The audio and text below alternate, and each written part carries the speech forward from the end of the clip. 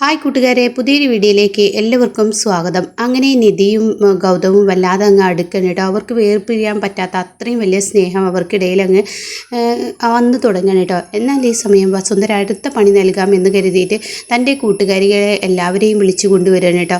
അങ്ങനെ നിധിയെ വിളിക്കുകയാണ്. നിധി, ഇന്ന് ഇവർക്ക് ഇവിടെ നിന്നും ലഞ്ച് വേണം, അവർക്ക് വേണ്ട ഭക്ഷണങ്ങളൊക്കെ റെഡിയാക്കി കൊടുക്കണമെന്ന് പറയണം. അപ്പോൾ നിധി പറയും അതിനെന്താ കുഴപ്പമൊന്നുമില്ല എന്ന് പറയണം. ഈ സമയം പാറു അവിടെ ഉണ്ടാവില്ല കേട്ടോ. അങ്ങനെ നിധി യാമിനിയോട് പറയാണ്, ഇന്ന സാധനങ്ങൾ മേടിക്കണം, നീ എന്തായാലും അത് വിളിച്ച് പറ എന്ന് പറയുമ്പോൾ യാമിനി ശരി എന്ന് പറയാണ് കേട്ടോ.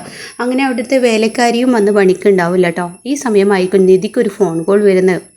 അങ്ങനെ നിധി ഈ ഫോൺ എടുക്കണം കേട്ടോ. ഹലോ എന്ന് ചോദിക്കുമ്പോൾ ഇത് ആരാണെന്ന് തനിക്കറിയില്ലേ എന്ന് പറയാം കേട്ടോ. ഉടൻ തന്നെ നിധി, താൻ എന്താണോ ഈ പറയുന്നത്, എൻ്റെ ഫോണിലോട്ട് വിളിച്ചത് ആരാണെന്ന് തനിക്കറിയില്ലേ എന്ന് പറയാൻ, താൻ പേര് പറഞ്ഞെങ്കിലല്ലേ എനിക്കറിയുള്ളൂ എന്ന് പറഞ്ഞിട്ട് നിധി അങ്ങ് ദേഷ്യപ്പെടുമ്പോൾ, നീ എന്നോട് ദേഷ്യപ്പെടണ്ട, അത് നിനക്ക് തന്നെ ആപത്ത്, എന്താടോ തന്നോട് ദേഷ്യപ്പെട്ടാൽ എനിക്ക് ആപത്ത് എന്ന് ചോദിക്കുമ്പോൾ പറയും, അത് നീ ഒന്ന് ആലോചിച്ച് നോക്കൂ, എൻ്റെ പേര് പറഞ്ഞാൽ നീ ഞെട്ടിപ്പോകുമെന്ന് പറയാം കേട്ടോ. അപ്പം നിധി ആര് എന്ന് ചോദിക്കുമ്പോൾ മുരുകൻ എന്ന് പറയാം കേട്ടോ. ഇവിടെ എന്ത് വരിക എന്ന് എനിക്കറിയില്ല. അങ്ങനെ മുരുകനാണ് ഞാൻ എന്ന് പറയുമ്പോൾ ആകെ ഞെട്ടാണ് കേട്ടോ നിധി.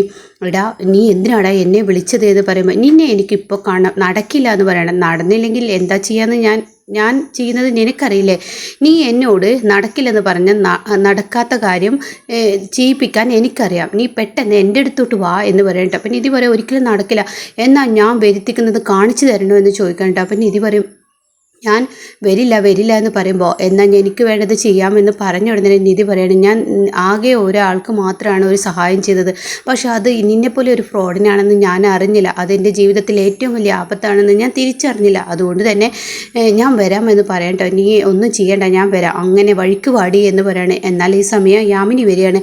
അങ്ങനെ നിധി എന്തൊക്കെയോ അങ്ങനെ നിന്ന് ചിന്തിക്കുമ്പോഴാണ് യാമിനി നിധി ചേച്ചി എന്ന് പറഞ്ഞിട്ട് വിളിക്കുന്നത് കേട്ടോ. അപ്പോഴേക്കും അവിടെ വേലക്കാരി എത്തിയിട്ടുണ്ടാവും. അങ്ങനെ സാധനങ്ങളൊക്കെ എത്തിയെന്ന് പറയാം കേട്ടോ. ഉടൻ തന്നെ എന്താ മോള് പറഞ്ഞത്, സാധനങ്ങളൊക്കെ എത്തിയെന്ന് പറയണേ. ഇത് കേൾക്കുന്ന നിധി പറയണേ, എനിക്ക് അർജൻറ്റായ ഒരു സ്ഥലം വരെ പോകണം എന്ന് പറയണേ. അപ്പോൾ തന്നെ യാമിനി ചോദിക്കും, ചേച്ചിയുടെ മുഖത്ത് എന്താ വല്ലാത്ത ടെൻഷൻ, എന്ത് പറ്റി ചേച്ചി എന്ന് പറയുമ്പോൾ, എനിക്ക് അർജൻറ്റായ ഒരു സ്ഥലം വരെ പോകണമെന്ന് പറയണേ.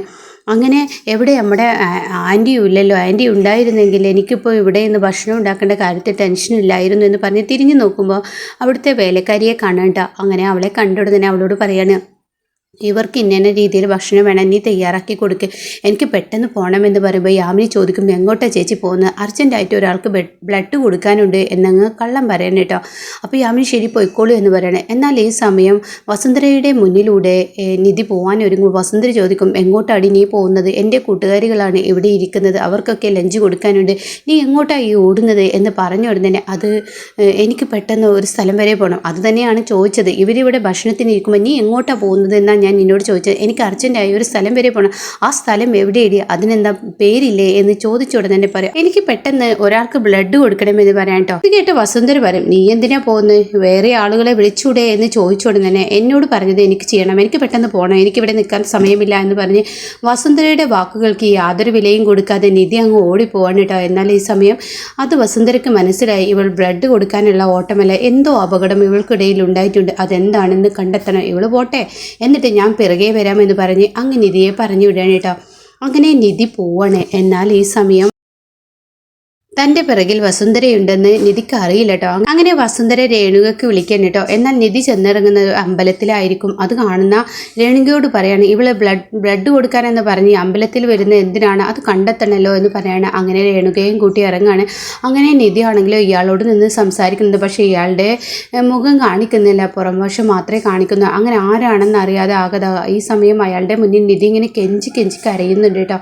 ഇത് കണ്ട വസുന്ധര പറയും, എന്തോ നമുക്കുള്ളൊരു തുറപ്പിച്ചിട്ടാണ്, അവൾ ആരുടെയും മുന്നിൽ മുട്ടുകുത്താത്തവളാണ്, എന്നാൽ അവൻ്റെ മുന്നിൽ അവൾ കരയുന്നുണ്ടെങ്കിൽ അതിനെന്തോ പ്രശ്നമുണ്ട്, അപ്പോൾ അത് കണ്ടെത്തണം, ആരാണ് അവനെന്ന് നോക്കണമെന്ന് പറയുമ്പോൾ അയാളുടെ മുഖം അങ്ങ് കാണട്ടോ. അത് കണ്ടതിനോടുകൂടി രേണുക പറയും, അയ്യോ ഇത് അവൾ ടീച്ചറായി വർക്ക് ചെയ്തിരുന്ന അവിടുത്തെ ഒരു പയ്യനാണെന്ന് പറയാം കേട്ടോ. എന്നാൽ ഇതിൻ്റെ സത്യാവസ്ഥ എന്താണെന്ന് കണ്ടെത്തണം, അത് കണ്ടെത്തിയിട്ട് തന്നെ ബാക്കി കാര്യമുള്ളൂ എന്ന് പറയട്ടോ. അങ്ങനെ ഈ ഒരു ആളെ കണ്ടെത്താൻ വേണ്ടി വസുന്ധര ഇറങ്ങാണ്. എന്നാൽ ഈ സമയം ശിവാനിയാണ് കാണിക്കുന്നത്. ശിവാനി ഇങ്ങനെ ടെൻഷൻ അടിച്ച് നിൽക്കുകയാണ്.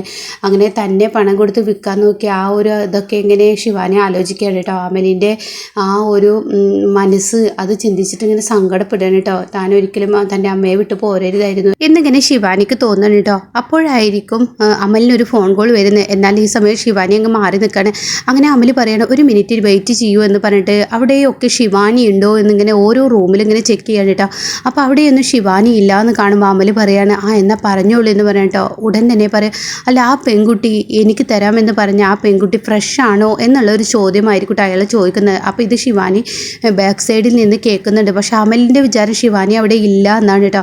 അങ്ങനെ അമൽ പറയണ, അവൾ ഫ്രഷ് തന്നെയാണ്, അവൾ കുടുംബത്തിൽ പിറന്ന പെണ്ണാണോ? ആ കുടുംബത്തിൽ പിറന്ന പെണ്ണ് തന്നെയാണ്. ഇതിനൊക്കെ നടക്കുന്ന ആളാണോ?